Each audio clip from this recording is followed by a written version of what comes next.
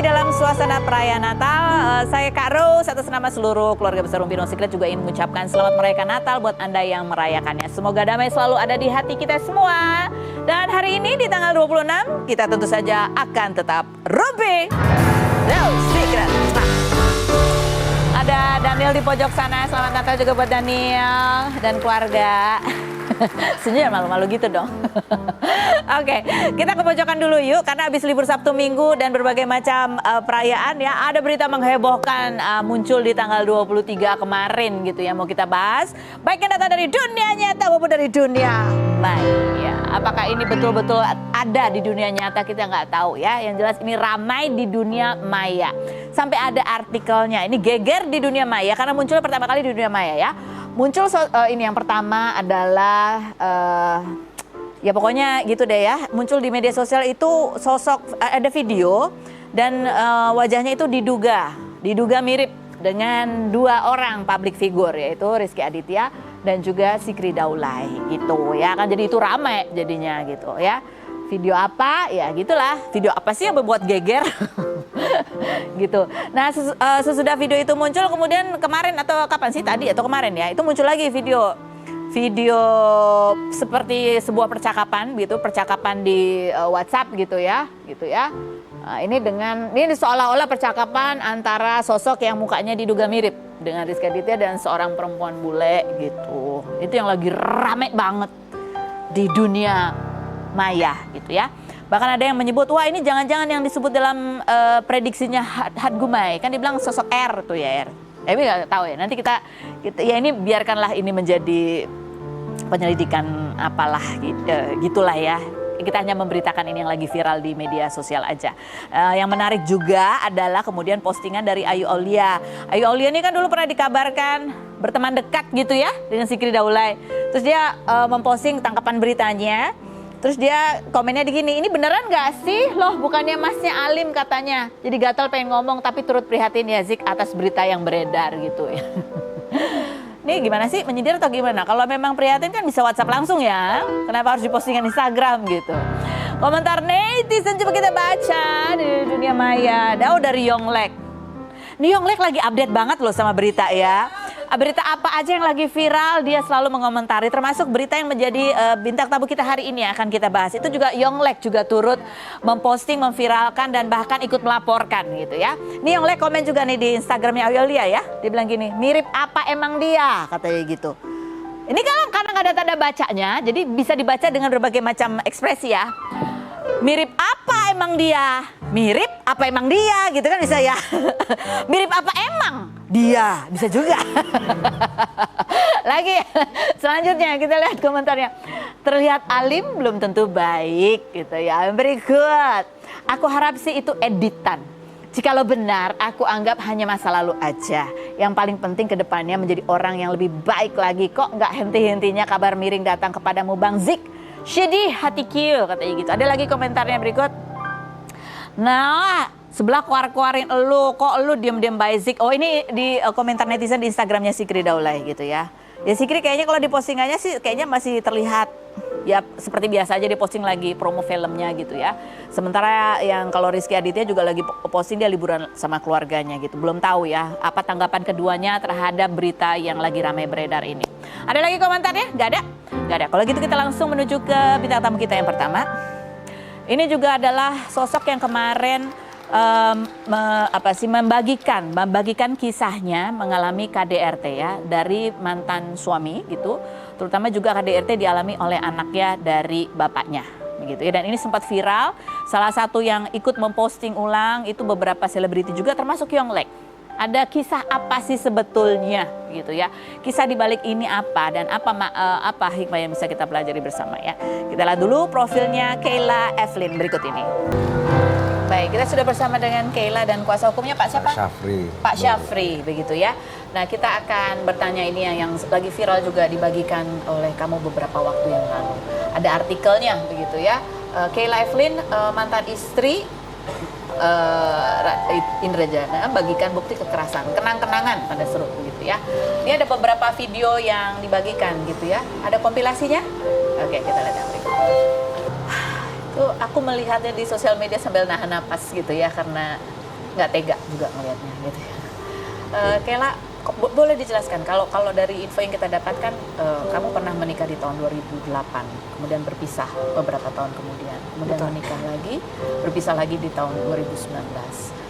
Kalau kita lihat video kan sepertinya memang itu ada di ruangan yang sama gitu. Sebetulnya hubungan kamu dengan yang bersangkutan itu seperti apa sih sekarang?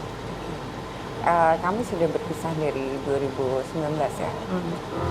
Namun beliau masih bolak-balik ke apartemen karena kan alasan anak ya. Tapi itu apartemen atas nama saya sendiri. Atas nama kamu? Kan yang bersangkutan sempat mengklaim itu apartemennya? Gitu. Bukan. Dari awal aja saya sudah di situ lebih dulu.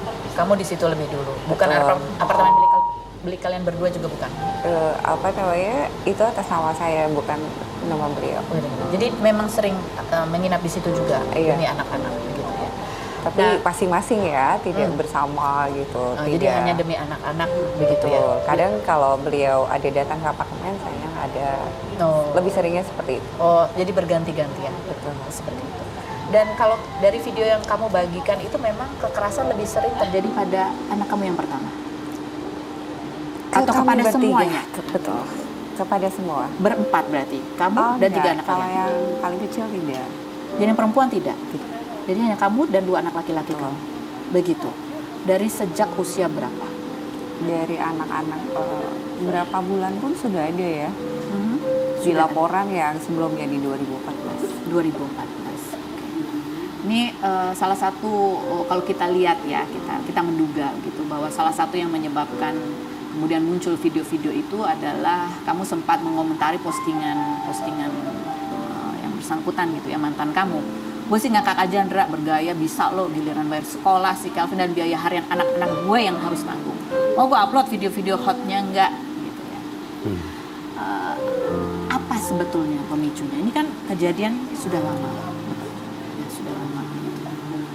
Ada kejadian baru di bulan September. Ada kejadian baru. Iya, itulah yang menjadi laporan saat ini sedang berjalan. Ini laporannya masih berjalan. Betul, ya? betul. Jadi bulan September itu artinya kalian sudah berpisah kan? Sudah berpisah. Beliau sudah tidak tinggal satu atap lagi dengan kami. Namun ketika dia kerjaan di luar kota, beliau datang diam-diam dan terjadi lagi pemukulan kepada anak saya yang pertama, Kelvin. Gitu, alasannya adalah karena? Oh iya, jelas. Tadinya saya tidak akan berbuat apapun ya, tidak ada pelaporan lagi. Namun beliau di tanggal 5 September ada pemukulan lagi ke Kelvin. Itulah yang menjadi pelaporan. Pemicunya. Betul. Nah, apa yang membuat kamu kemudian terdorong untuk membagikan video? Ini kan video sebenarnya video kejadian yang sudah lama yang sempat kamu? Tidak juga, itu di 2022 juga ada. Di bulan Mei? Itu hanya sebatas cuplikan saja ya. Cuplikan? Karena banyak sekali videonya. Saya memiliki ratusan video kekerasan beliau. Menjadi salah satu bukti karena ada pelaporan juga. Betul. Di bulan September. Betul. Apa yang membuat kamu memposting itu dan kamu berharap apa dengan postingan itu? Karena mungkin saya sudah sangat stres dan tertekan ya. Proses pelaporan di Polres Metro Jakarta Selatan pun gitu kan itu agak tersendat. Ada sesuatu hal yang tidak mungkin saya ungkap di sini gitu. Cukup intern kami yang mengetahui. Ya agak gantung ya. Dari bulan September itu kamu langsung melaporkan? Betul sekali. Sudah ada visum? Kalau visum itu memang saya juga tidak mengerti belakangan. Oh, visum belakangan? Nah itulah yang kami tidak mengerti juga. Seharusnya ketika kami melakukan pelaporan di awal itu kan seharusnya polisi ayo visum gitu kan. Ini tidak visum, gitu. Betul. Okay. Jadi kamu melaporkan itu berapa hari sesudah kejadian?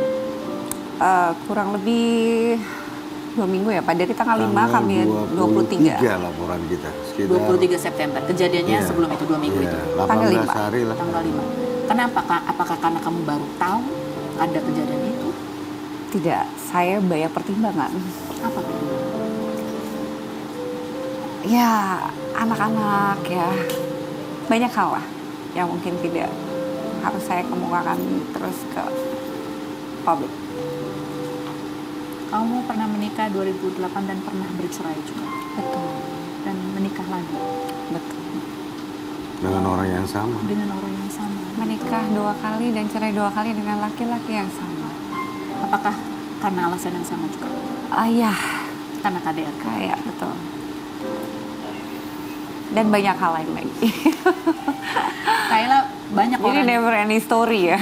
banyak orang yang kadang tidak mengerti dan menyalahkan korban. Betul. Mungkin kamu bisa membagikan kisah dari sudut pandang kamu. Apa yang kamu alami sehingga kamu bisa menikah 2 kali dengan orang yang sama dan bercerai dengan orang yang sama karena alasan yang sama. Ya mungkin tujuan hidup seorang perempuan ya. Apalagi saya sudah tidak ada keluarga. Ibu bapak saya sudah tidak ada, mengharapkan mempunyai pelindung ya. Rumah tangga untuk baik. Dan saya selalu ingat pesan almarhum ibu saya, apapun nanti ketika kamu rumah tangga berusaha untuk mempertahankannya. Saya selalu ingat itu. Jadi saya selalu memberikan kesempatan kepada beliau puluhan kali mungkin ya. Ada harapan bahwa dia akan berubah. Harapan selalu ada ya ketika dulu. Namun sekarang udah cukup. Apa yang biasanya kamu lihat yang dilakukan oleh beliau yang membuat kamu punya harapan bahwa dia akan berubah? Anak-anak. Anak-anak. Anak-anak. Apa yang kamu lihat? Anak-anak masih membutuhkan kedua orang tuanya. Mami dan dedinya. Yang lengkap. Karena itu kalian membagi waktu bersama dengan kalau kamu pergi dia ada di tempat Ya. apartemen dan sebaliknya. Itu salah satunya. Salah satunya itu. Karena anak-anak masih membutuhkan kedua orang tua sebetulnya. Namun apabila diteruskan juga tidak sehat ya anak-anak. Semakin fisiknya semakin terganggu. Apakah yang bersangkutan pernah berjanji akan berubah? Sering. Sering. Kalian berdua pernah konseling untuk menyelesaikan masalah ini? Tidak. Karena beliau selalu menolak. Beliau sempat ditahan di tahun-tahun pada awal perceraian. 2014. Berapa hari gitu ya. Iya, betul. Kemudian apa yang membuat kamu luluh dan mau berdamai pada saat itu? Oh, dulu kebetulan Bapak juga yang menangani kasusnya ketika di Polda Metro itu. Ya, seperti biasa lah ya. Kalau sudah berbeda status itu berbeda. Ini juga kan dari dia berjanji untuk tidak melakukan kekerasan lagi, akan berubah gitu. Namun semua itu tidak ada yang terrealisasi. Tidak ada 1 bulan setelah SP3 pun kekerasan itu masih tetap dilakukan. Baru-baru ini juga mantan kamu yang sudah dilaporkan atas dugaan KDRT ini juga memberikan klarifikasi. Ada banyak hal begitu ya, yang menjadi pembelaannya beliau begitu ya. Ada postingannya nih beberapa. Salah satunya adalah mohon keadilan. Kasus dugaan KDRT laporan sepihak oleh saudari Kayla. Foto ini diperlakukan yang bersangkutan kepada anak yang sama saat berlibur di Bali dan cukup sering dilakukan yang bersangkutan. Ini satu gitu. Dia menuduh bahwa kamu pun juga pernah melakukan hal yang sama. Gitu. Kemudian yang kedua dia juga mengaku bahwa kamu pun pernah melakukan kekerasan kepadanya. Sehingga mengalami apa itu ya, kupingnya, telinganya dan lain sebagainya begitu. Kemudian yang berikutnya juga dia memposting foto juga dibagikan di Instagramnya. Foto kalian masih menghabiskan waktu bersama sebagai keluarga di tahun bahkan sampai di tahun 2022 pun ada dengan alibi bahwa apakah ini foto orang-orang yang trauma karena KDR. Iya, betul sekali. Ya, setiap orang berhak untuk membela diri ya, mencari pembenaran diri ya, silahkan saja. Gitu. Apakah betul kamu pernah melakukan KDRT pada anak kamu? Alhamdulillah, boleh tanya anak-anaknya. Anak-anak begitu, nurutin sama saya, baik. Mereka anak-anak yang nice kok. Tidak perlu mereka harus dikasarin seperti itu pun mereka nurut. Jadi kalau alasan anak bandel nggak nurut itu tidak sama sekali? Anak bandel sewajarnya anak kecil ya. Biasa ya? Tidak perlu harus kita diperlakukan seperti itu? Betul, tidak harus kita pukul, tendang. Kamu pernah membalas? Ke siapa? Yang Kepada bersangkutan? beliau. Tangan saya dengan beliau itu sangat jauh sekali berbeda ya. Kekuatan seorang perempuan sekuat-kuatnya seperti apa. Tapi ya alhamdulillah saya banyak saksi untuk sederetan perjalanan hidup saya rumah tangga bersama beliau. Dan masih ada sampai saat ini. Kamu bisa menceritakan apa di balik keputusan kamu untuk masih tetap mau menghabiskan waktu bersama dengan beliau, dengan anak-anak? Meskipun ya kamu tahu, barangkali anak-anak juga punya traumanya. Ya, justru itu salah satu cara saya untuk membantu menyembuhkan mereka, anak-anaknya. itu semua hanya drama. Apa yang ditampilkan di foto yang sesungguhnya tidak seperti itu. Bagaimana kamu berharap itu? Saya terbuka tentang status saya, berpisah saja saya baru berani ketika pelaporan. Sebelumnya saya selalu tutup-tutup kepada teman gitu, sahabat gitu. Kenapa? Saya tutupin aja, saya malu dengan status saya. Janda, kasihan juga anak-anak, takutnya diperolok di sekolah. Kamu malu? Ketika itu, namun banyak yang menguatkan saya, yang kasih support. Bapak sendiri, kenapa harus malu dengan status itu? Buka saja. Apa yang kamu khawatirkan selain bahwa anak-anak akan diolok-olok kalau kamu terus terang kepada teman dekat, kepada orang lain bahwa kamu sudah bercerai? Saya memang dari dulu seperti itu kan, selalu menutup apa yang saya rasa, apa yang Apakah terjadi. karena kamu malu, kamu pernah mengambil keputusan untuk kembali ke orang yang sama? Mungkin.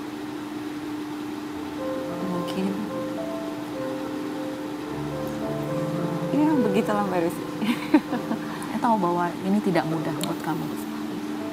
Ada banyak pertimbangan yang barangkali orang lain nggak ngerti.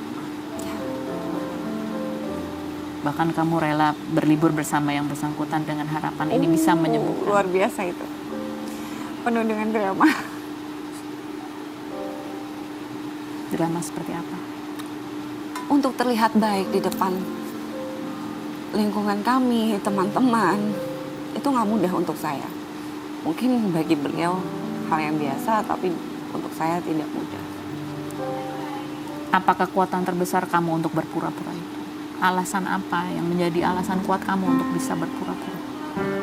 Kembali lagi ke anak-anak. Saya selalu mengedepankan anak-anak, demi anak-anak, demi anak-anak. Karena kamu ingin anak-anak punya Lebih orang tua. baik saya berkorban untuk diri saya sendiri, yang penting anak-anak selalu berusaha saya bahagiakan. Menurut kamu anak-anak bahagia? Yang mereka katakan baru-baru ini tidak. Apa yang mereka katakan? Sudah capek dengan ini semua. Bahkan yang nge-push untuk saya membuat laporan. Terakhir kemarin pun anak saya Yang pertama. Apa yang dia katakan? takut Didi kesini lagi. Kita takut kenapa-napa. Sebelumnya mereka tidak pernah mengatakan itu. Sering. Mami jangan diem aja. Mami jangan diem aja. Selalu. Terutama anak saya yang paling besar. Karena dia dewasa. Karena keadaannya. Dewasa sebelum waktunya. Dan kenapa kamu tidak mendengarkan itu sejak sebelumnya? Banyak hal yang saya pikirkan. Yang pertimbangkan. Karena kamu merasa tanpa orang tua itu begitu. Mungkin ya. Maaf.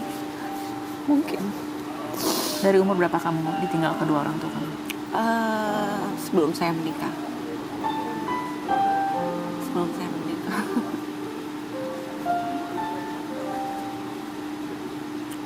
Dan ketika kamu menikah dan mengalami hal ini, kamu merasa kamu tidak punya perlindungan apa-apa. Ya. Luar biasa Mbak Rusi. Saya jalankan ini semua tidak mudah. Kamu pernah betul-betul sendirian, tanpa pendamping?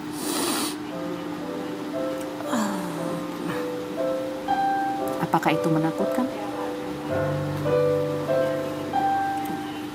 Iya. Takut apa?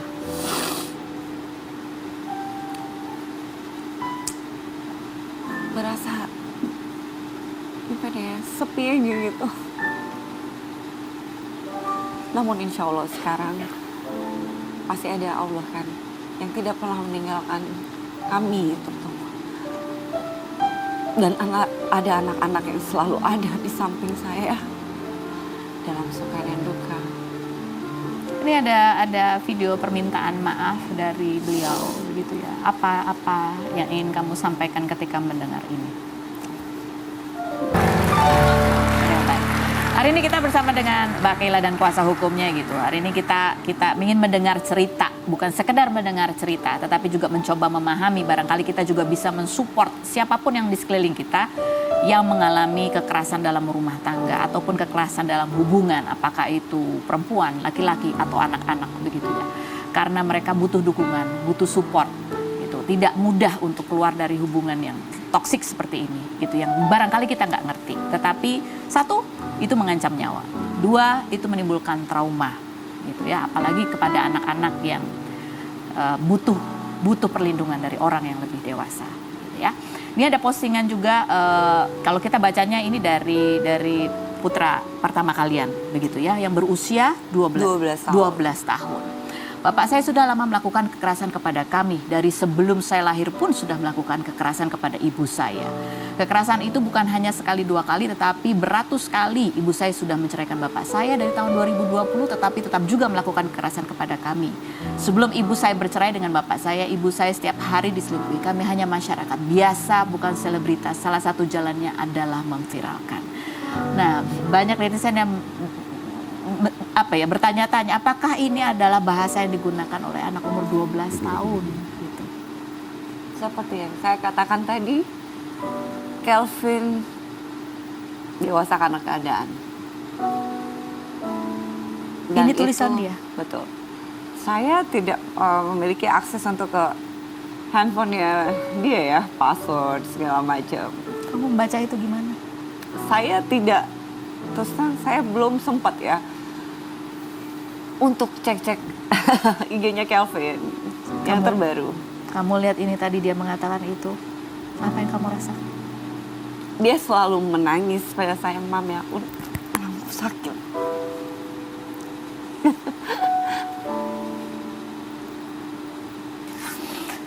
Oke, saya nanya kepada kuasa hukumnya yang sudah menangani dari laporan yang pertama, kemudian damai gitu ya.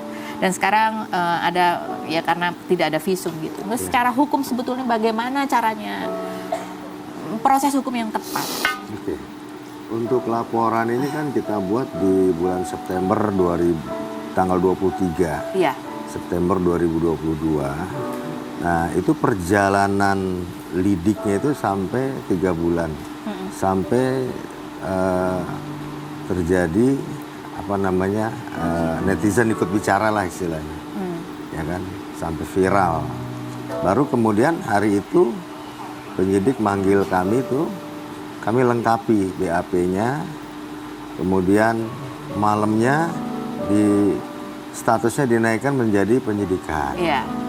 Kemudian besoknya Mbak Kay sama anak-anaknya diberikan pengantar untuk dilakukan visum di Rumah Sakit Tarakan. Setelah itu besok lusanya lagi kita menghadapi ke P2TP2A. Oke. P2TP2A untuk pemeriksaan psikologi anak, itu yang keempat kali. P2TP2A ini juga lama sekali, harusnya nggak usah sampai berbulan-bulan gitu ya. Karena anak-anak ini kan dia dalam keadaan trauma. Ya. Apabila terus nanti tiap minggu harus ke P2TP2A, kemudian nggak sekolah, ini kan banyak yang akan mereka hadapi secara mental. Ya kan, itu kan harus diperhatikan juga gitu loh. Padahal sepengetahuan saya untuk proses penyidikan perkara tindak pidana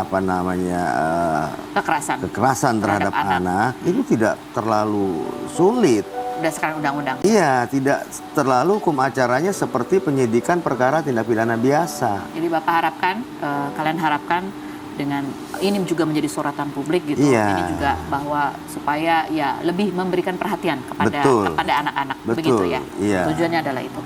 Nah, Bapak kan menangani pada saat laporan yang pertama di tahun 2011, kemudian damai. Kemudian di tahun 2022 ini ada lagi gitu ya.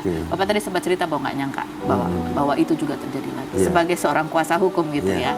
Dari berdasarkan pengalaman Bapak, apa yang Bapak bisa sarankan apabila datang lagi klien dengan kasus KDRT dan kemudian punya keinginan untuk damai karena ada yang memohon-mohon untuk dimaafkan? Memang kalau masalah KDRT, kendala kita itu adalah Karena ini bicara soal rumah tangga. Ya. Rumah tangga itu yang bicara itu bukan fisik tapi batin. Ya. Kami nggak bisa ikut terlalu dalam di sini. Jadi hanya untuk kasus hukumnya aja. Iya, tetapi apabila terjadi kasus hukum itu yang kita proses.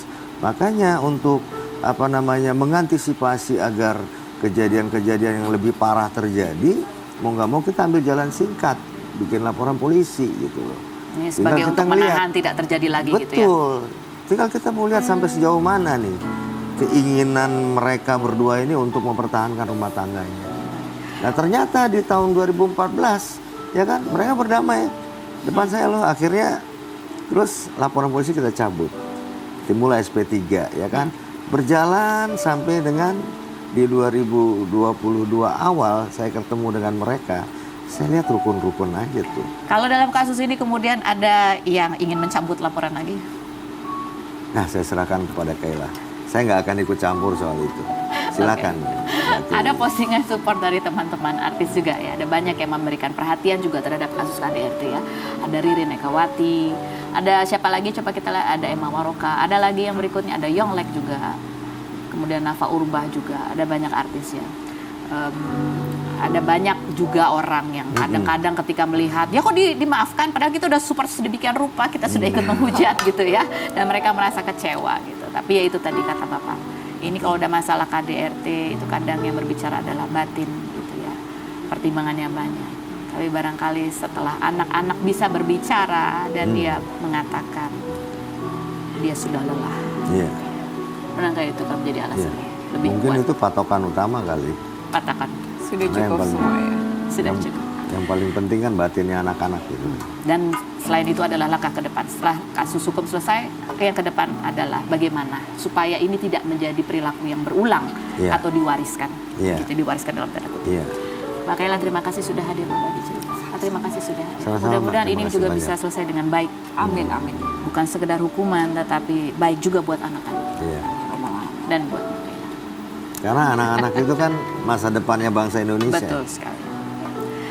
Kita masih ada bintang tamu lagi yang akan kita ajak berbincang. Ini adalah dua orang yang bersahabat walaupun usianya berbeda jauh. Kita lihat dulu profil Meriam Bellina dan Jennifer Arnelita berikut ini.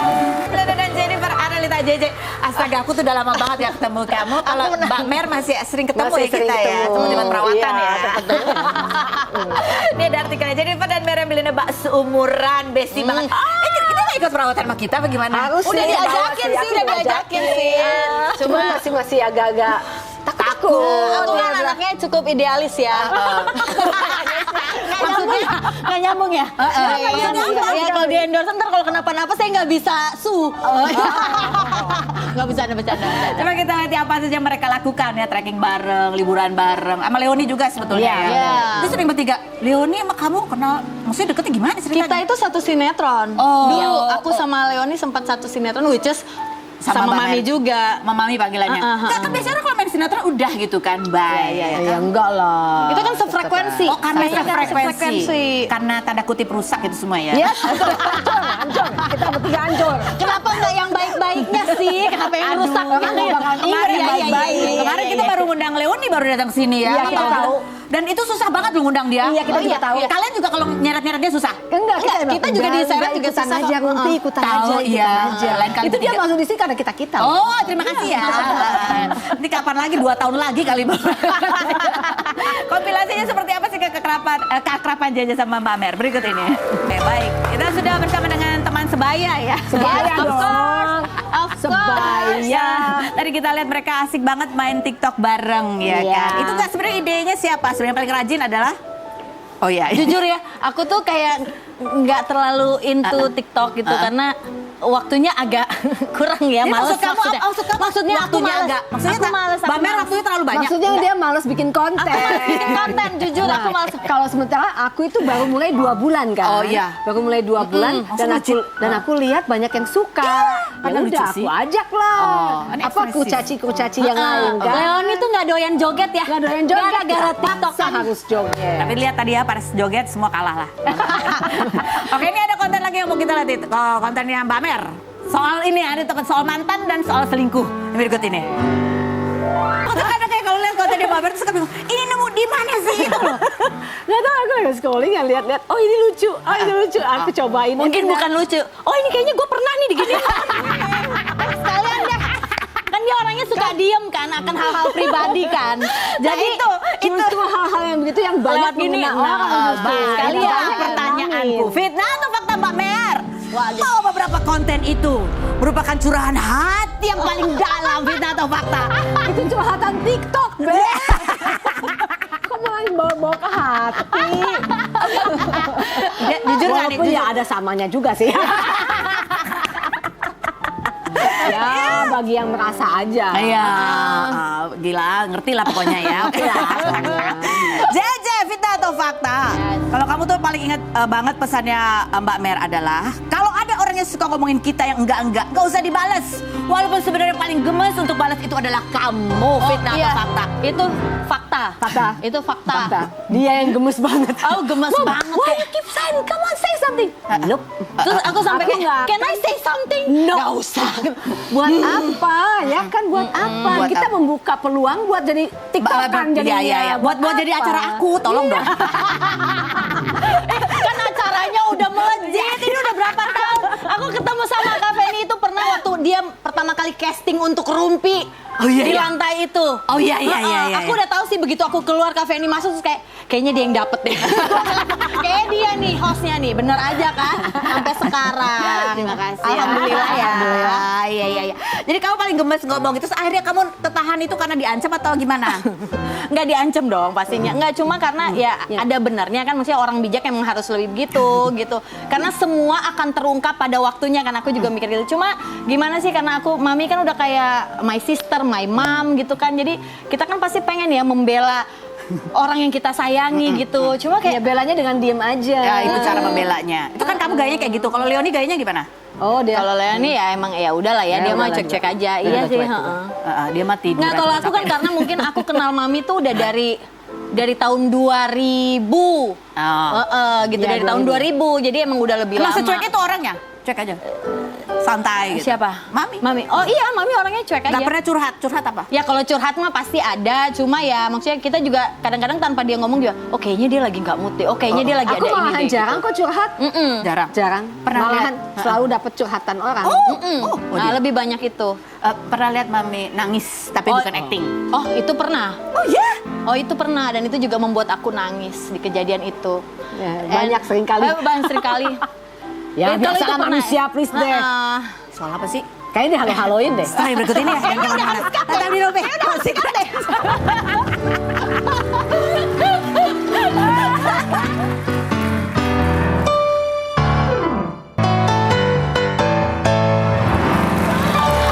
Oke. Baik, dari Vita Fakta tadi memang terbukti bahwa Mbak Mer itu pernah nangis ya. Iya, Ya iya, iya namanya juga nangis. manusia. Aku juga manusia. Ya kadang kan nangisnya kadang ada yang di pintu tertutup gitu. Ternyata sama curhat pun kamu Ya nggak, itu Nggak boleh emang loh. pas. Nggak boleh loh. Sebenarnya mau nangis harus nangis. Oh, iya, mau betul. marah harus marah. Nggak boleh dipendem-pendem tuh nggak boleh. Itu keluarin biar aja. penyakit. Oh, setelah keluarin baru ya udah nih gitu ya. Iya.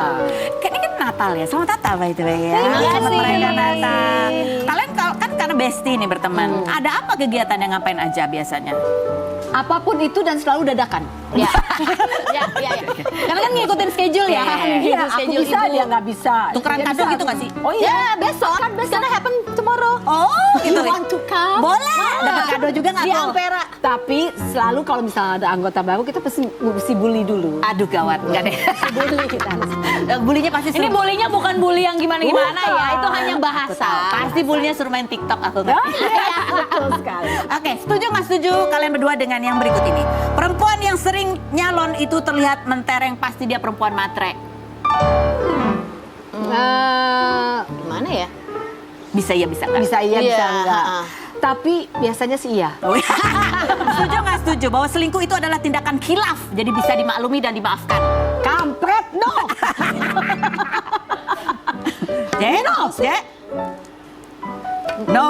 Oke. Pura-pura setuju nggak setuju? Pura-pura bahagia itu adalah bentuk harapan dan doa. No, Pura-pura bahagia. no. Nggak No. boleh pura-pura kalau acting aja. Oh, iya, iya, Yang kamera iya, aja.